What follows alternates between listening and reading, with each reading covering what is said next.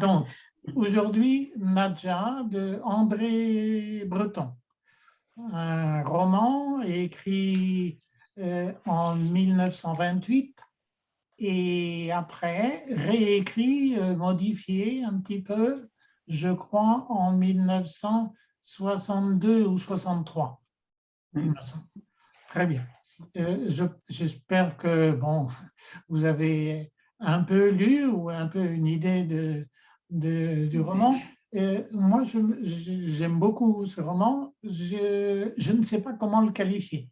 Je ne sais pas comment, je ne sais pas si je peux dire que c'est un roman autobiographique, parce qu'il parle beaucoup de lui, de ses dates, des dates où il a fait telle ou telle chose. Il parle de ses amis qui interviennent quelquefois. Ça peut être un roman, je me demande si c'est un roman sur la littérature, parce qu'il parle beaucoup de comment faire un roman, quelle est l'attitude de l'auteur, que doit dire l'auteur, est-ce qu'il doit parler de lui, etc. Je me suis demandé aussi si c'était un roman sur le surréalisme, parce qu'il parle beaucoup du surréalisme, il parle du manifeste qu'il a écrit lui-même, etc. Il parle de ses amis du groupe de surréalistes, des écrivains ou des peintres qui interviennent quelquefois directement dans le roman. Je me suis demandé, bien sûr, si c'était un roman d'amour, parce que bon, c'est autour du personnage de Nadja. Et enfin, je me suis demandé peut-être si c'était un roman avec des prétentions révolutionnaires, parce qu'il parle, il critique les gens qui ne font pas beaucoup, qui ne seraient pas capables de faire la révolution. Il critique les juges, il critique un certain nombre de choses. Donc, enfin, je me suis posé des questions. Je ne sais pas ce que vous en pensez. Est-ce que vous avez vous-même une idée? Et s'il est possible Bonjour. que soit Oui, un roman d'amour. un roman d'amour. Vous pensez que c'est un roman d'amour? Un roman d'amour. Non, pas Je ne pense pas, mais d'amour à la littérature, d'amour à une femme dans un moment déterminé, Oui. d'amour à sa propre conception de sa théorie du surréalisme. Oui. Oui, bien sûr. Je sais pas. Donc, ça pourrait être un roman d'amour au sens large, si l'on peut dire. D'accord, très bien. Bien sûr. Est-ce que vous avez d'autres sur la qualification du roman? J'ai lu beaucoup de choses sur ce texte. J'ai lu que c'est un récit parce qu'on parle un peu de tout, non? Et je crois que comme Encarna avait dit à la fin, qu'il est peut-être un récit de l'amour, mais sur un personnage qui lui avait donné l'opportunité d'écrire ce type de récit surréaliste. Parce que elle était, pour moi, elle incarne le surréalisme. Et pour lui, c'était une opportunité parfaite pour écrire sur ce thème. Bien sûr. Bien sûr. Donc, je voudrais savoir pourquoi vous avez choisi ce récit, ce roman. Pourquoi? Parce que c'était très, très difficile à lire, non? Très difficile. Je l'ai pensé que c'était difficile. Si c'était difficile, je le regrette. Mais bon, nous avons déjà dans ces 3 ans, presque 3 ans de Café littéraire, nous avons déjà parlé de beaucoup de romans. Et j'avoue que je suis obligé de chercher maintenant, de puiser dans mes souvenirs, dans mes ressources.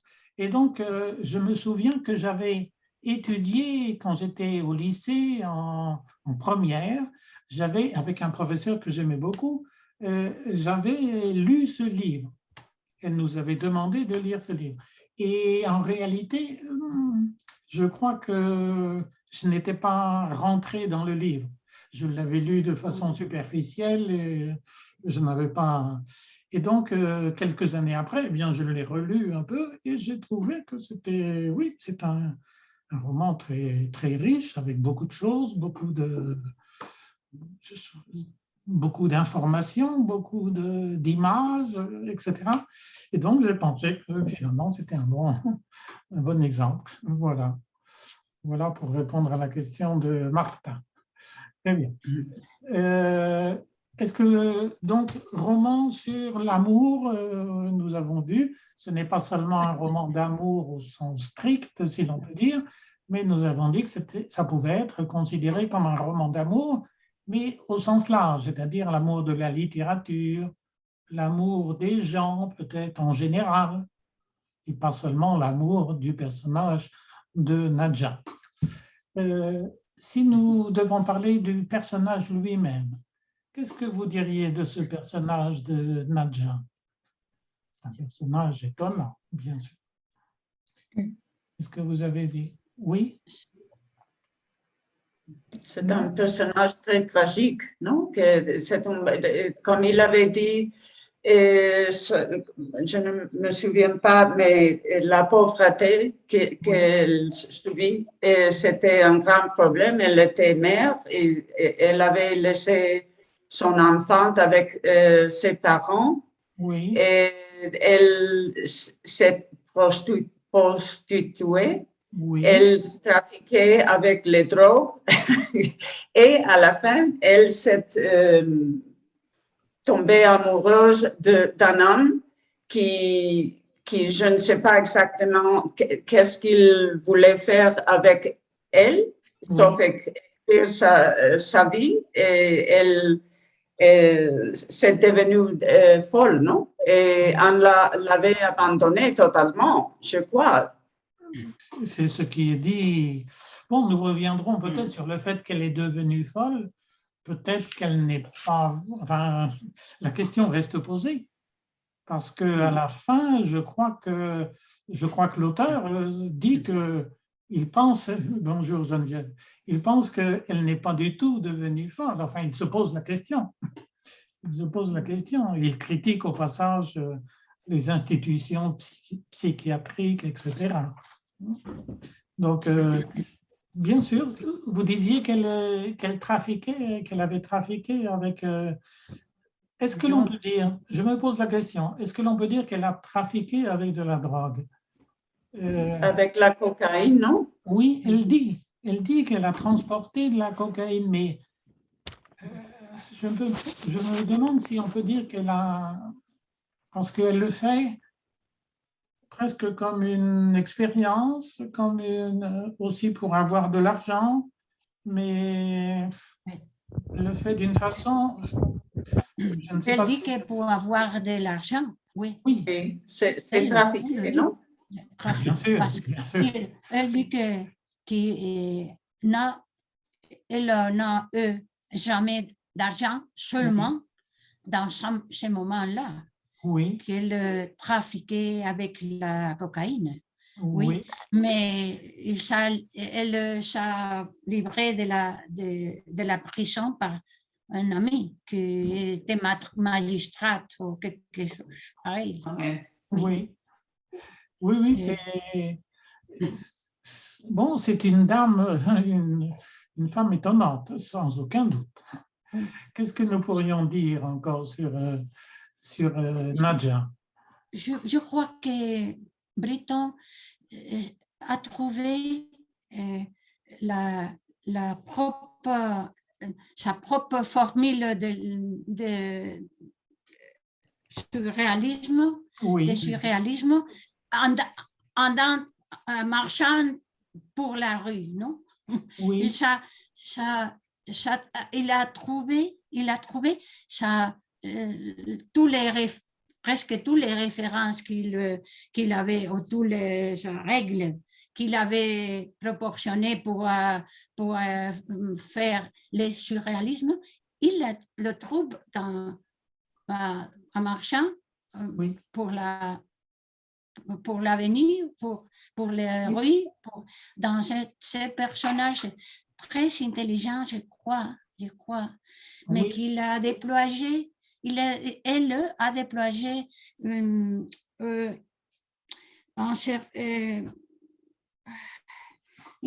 séduction mentale à toute sa séduction mentale avec Breton, et elle s'est laissé séduire. Oui, parce que bien sûr, c'est un roman sur la rue. Il se passe beaucoup de choses dans la rue. Dans la rue. Et je disais tout à l'heure un roman autobiographique, etc., mais c'est un roman aussi sur Paris. C'est un roman sur Paris, parce qu'il est question de nombreux espaces dans Paris. Il est même, à un moment, elle raconte même qu'elle va dans le métro, et donc et c'est pour ça que nous avons des photos, bien sûr, sur les nombreux espaces qui sont évoqués dans Paris. Donc, c'est un roman sur la rue, et c'est un roman sur les gens qui sont dans la rue. Les vagabonds, mais aussi les passants, les gens qui sortent du travail, les gens qu'elle rencontre. Oui, c'est comme la vraie vie, non? Oui. La vraie vie, non? Bien sûr. Et c'est aussi le moment, non? Entre les deux guerres, les gens veulent être dans la rue parce qu'ils avaient vécu la Première Guerre mondiale, non? Et on a le besoin de comment est-ce qu'on dit, de se profiter, de pouvoir être dans la rue et vivre. De profiter. Oui, profiter. Oui, et de rencontrer les gens, etc. Oui, très bien. C'est une allégorie aussi. Il y a beaucoup d'allégories, non, comme avec les dessins de Nadja. Et pour moi, le plus important que j'ai lu, je ne le savais pas parce que j'ai fait un peu de recherche, la légende de Mélusine, que c'est une figure de sirène, non? Des sirènes, non? Que c'est ce qu'elle avait dessiné beaucoup de fois. Une fée, je crois que Mélusine, c'est une fée. C'est une femme, la légende est qu'elle, le samedi, c'est devenue en sirène. Et elle ne veut pas que son mari le voie. Et à la fin, il la voit et il assume une ancienne malédiction qu'elle ne peut conjurer. Non, c'est qu'elle fuit et dès lors sa présence ne cesse pas de hanter le cerveau de l'homme qui a préféré le savoir au mystère et elle ne peut pas aimer sans être condamnée à aimer sans retour. Et ça le fait, le sait Nadja. Il y a beaucoup d'allégories comme ça, non? Nadja rêve qu'elle est Hélène. Elle dit qu'elle est Hélène. Elle dit qu'elle se reconnaît dans Mélusine. La vie intellectuelle de Nadja est très intense, bien sûr. Je crois que Breton pense qu'il a trouvé une femme en dehors de la logique, de la morale et de la société, et que son l'unique pour lui, l'unique forme de connaissance, non? L'unique façon, L'unique manière de connaissance et tous les personnes qui sont capables de s'exprimer en dehors de la logique ou de la morale ou de la société. Et je crois que Breton trouve, dans ce moment, trouve Nadia, mais il ne regarde pas, ne connaît pas la maladie de Nadia. D'accord. Oui, la maladie de Nadia, la question reste posée. Parce qu'à la fin, c'est un peu dramatique, évidemment, mais est-ce qu'elle est malade? Oui. Est-ce qu'elle est folle? Comme nous, la question reste posée, parce qu'il dit qu'elle est un peu spéciale, mais c'est maintenant qu'elle va devenir folle. Maintenant qu'elle est internée, c'est là que vraiment, et il en profite pour critiquer la psychiatrie, les psychiatres, etc. Oui, elle a des crises d'angoisse, non? C'est tout, des crises d'angoisse qui font qu'elle va aller chez un médecin, non? On dit, mais... Oui. Et on va l'interner à cause de crises d'angoisse. Voilà. Oui. Elle est anxieuse, non? C'est la troisième partie du récit. Breton parle absolument en contre de la psychiatrie, non? Voilà. Et je crois que Breton, avec Breton, il commence le mouvement anti-psychiatrie qui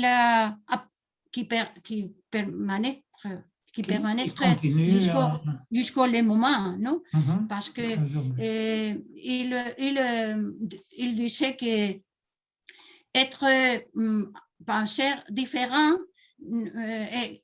les sujets que les personnes qui pensaient différent et qui se montraient dans la rue différents des autres, il faisait un trouble social, un trouble, et pourtant, alors il était condamné à être retiré de la vie publique, non? Oui. Parce que oui.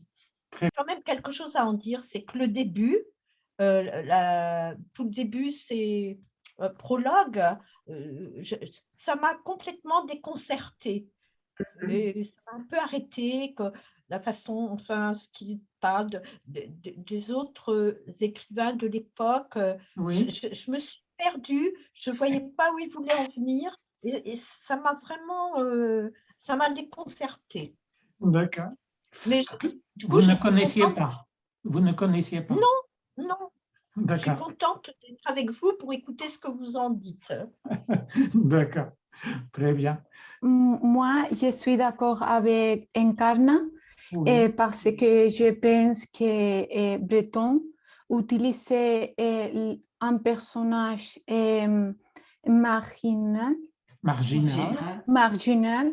comme Nadia pour critiquer l'ordre social.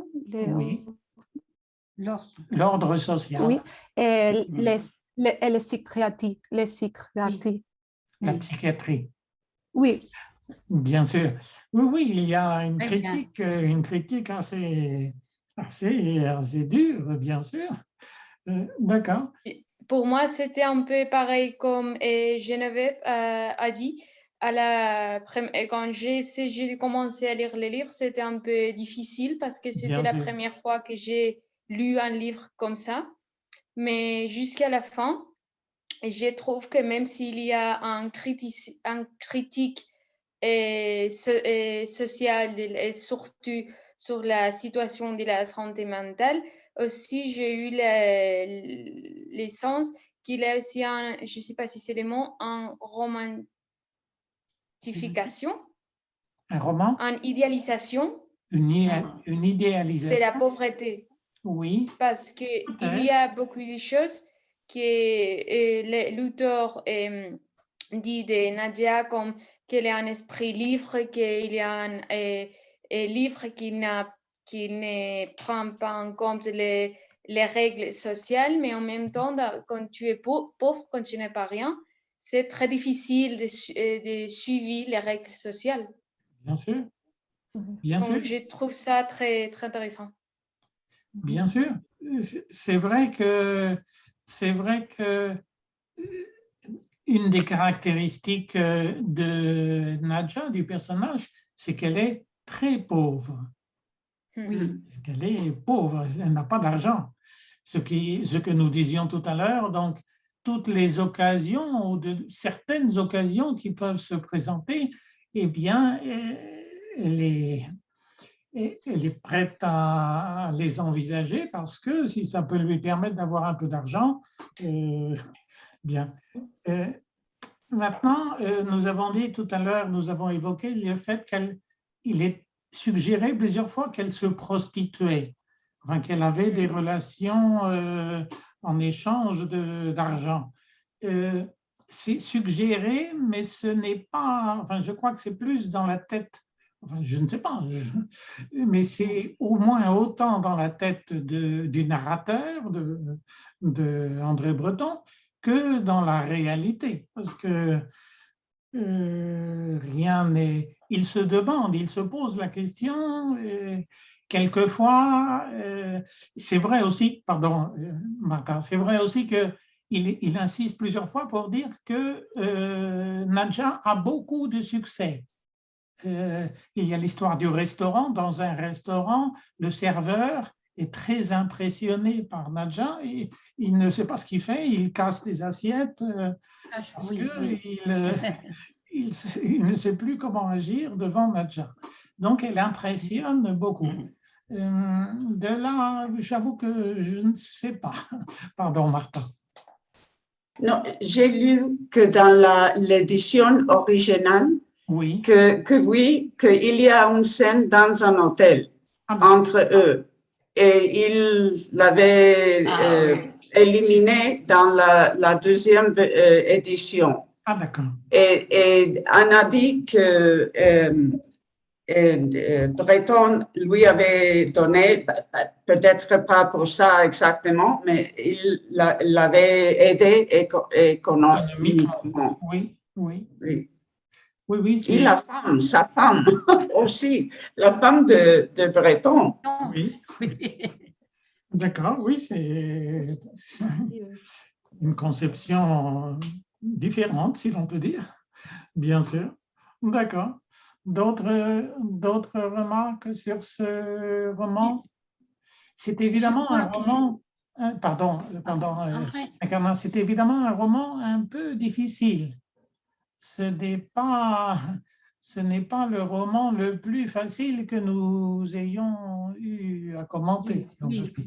Mais il y a une chose que je vois maintenant, c'est que Breton, dans la première partie, c'est partie confuse, mais il cherche, il fait une recherche sur l'identité. Qui suis-je? Qui suis-je? Il se demande. Il commence le récit de sa manière, non? Oui. Et à la fin de je crois qu'il dit je n'ai pas pris conscience des périls qu'elle contrait. Elle avait perdu son instinct de conservation. Son instinct de conservation. Oui, je crois qu'il dit aussi, je n'étais pas à l'auteur de la situation, parce qu'il n'a pu l'aider, non? L'aider à Nadia, il n'a pu l'aider. Exactement. Je crois que c'est un sentiment de responsabilité. ou Oui, de je crois Kilp, que- je ne sais pas.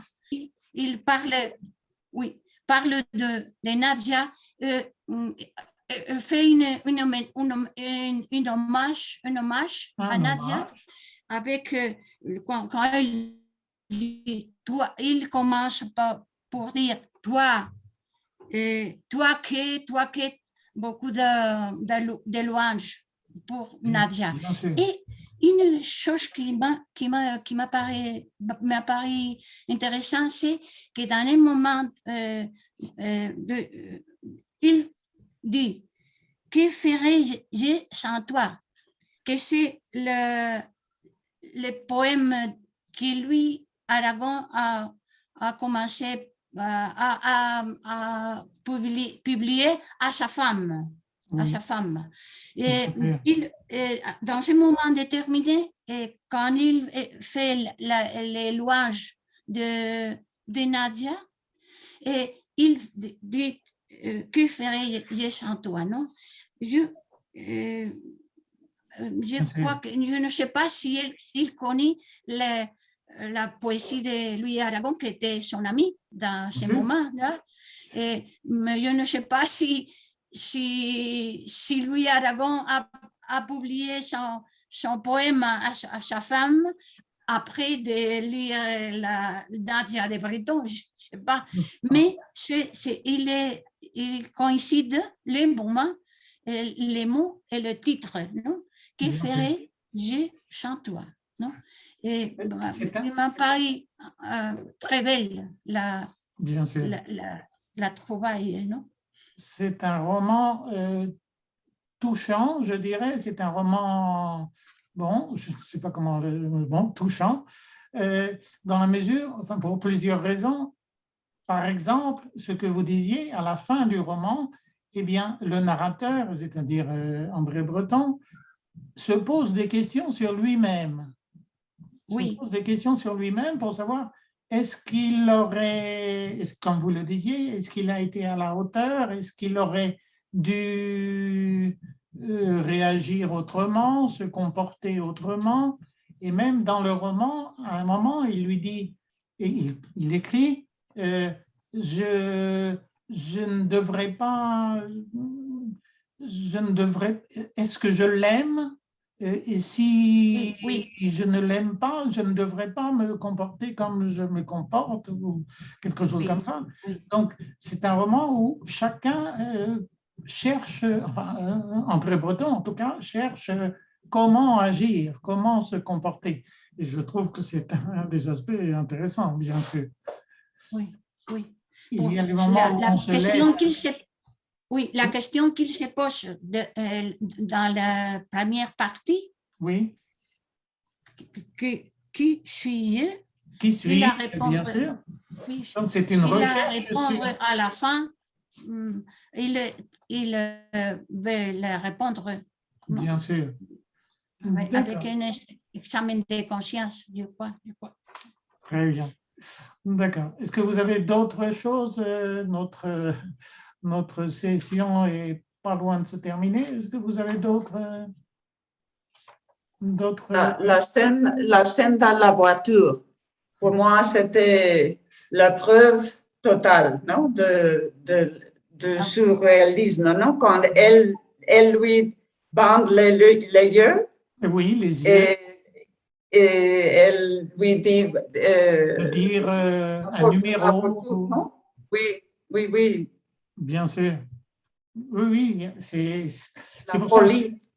pour ça que je disais au début que c'est presque un roman sur le surréalisme, un roman d'application pour illustrer le surréalisme d'une certaine manière. Oui. Très bien.